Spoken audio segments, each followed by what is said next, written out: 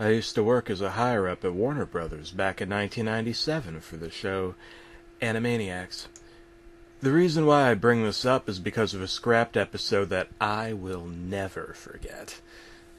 You see, we hired a man named James who wanted to create a special of the show that would end the thing forever. He spent days in his own room working on the special by himself. Every time we tried to communicate with him, he'd tell us to get out. Days had passed, and James said to us that the special was now complete. He gave us a VHS tape with a label saying, Animaniacs, Fire Alert, and then he abruptly left.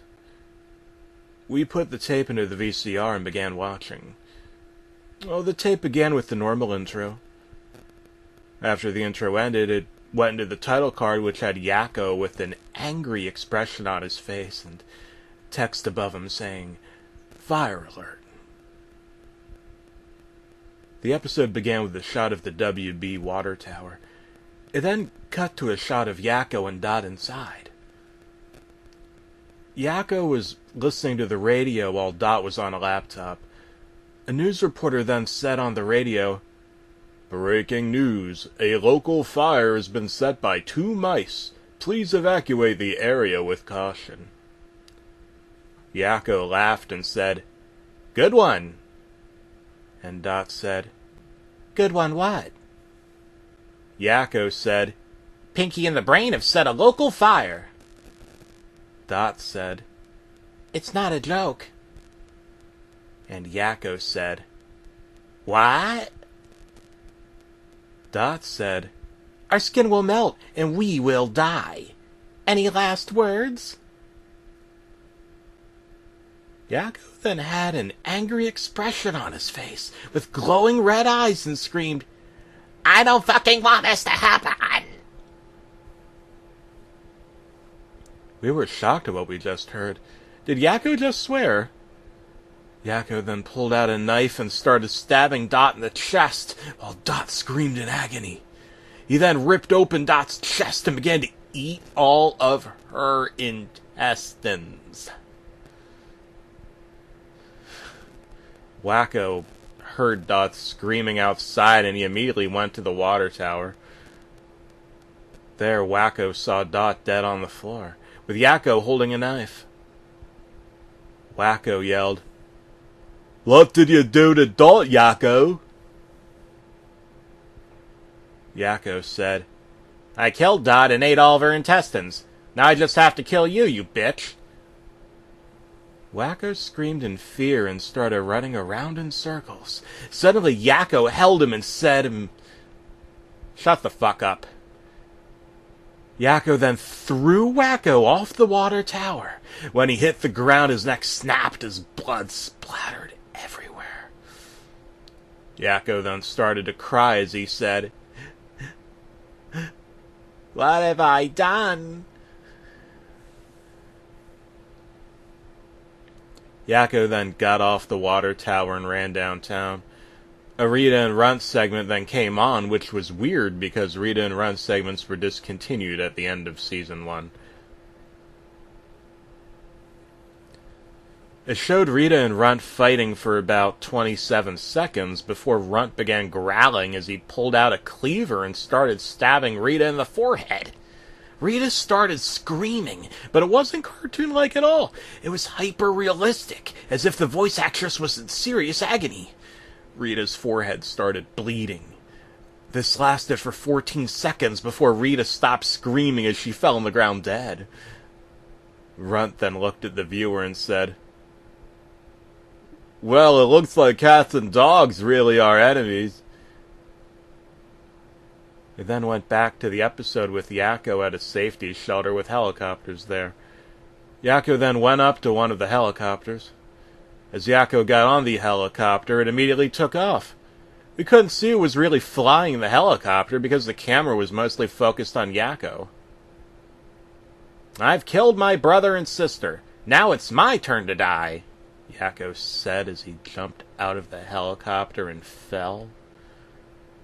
He then landed on the ground, dying instantly, with all of his limbs broken, as it showed a graphically detailed sequence of Yakko's corpse burning. After 10 seconds of Yakov's corpse burning, it showed the helicopter heading towards Romania and landed there. As the helicopter's left door opened, we finally got to see who was flying the helicopter. To my shock, it was Slappy Squirrel's arch enemy, Walter Wolf.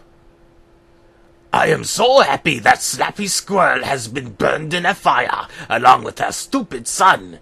Now that she is out of my existence, I can finally enjoy my vacation, Walter said happily, as he took out 2 suitcases which were apparently inside the helicopter for some reason and began to walk down the streets of Romania.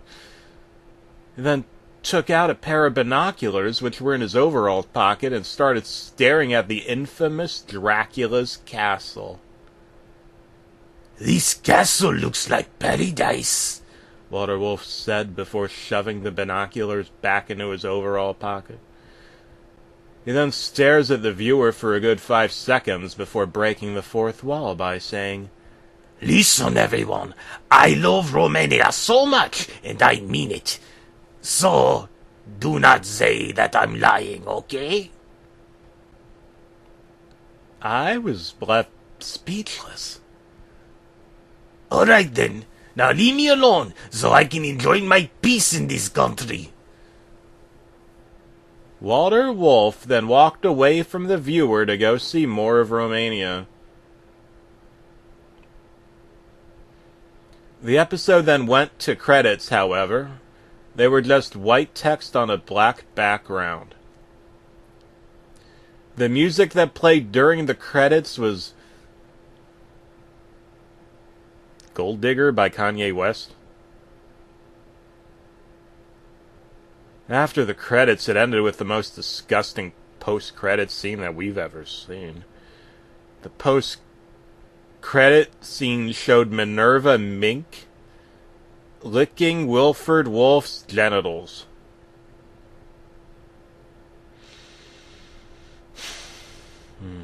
I noticed that Wilford was in his werewolf form because he had long bluish-white hair and a muscular body. Anyway, the thing that made it so disgusting was that both of them had no clothes on.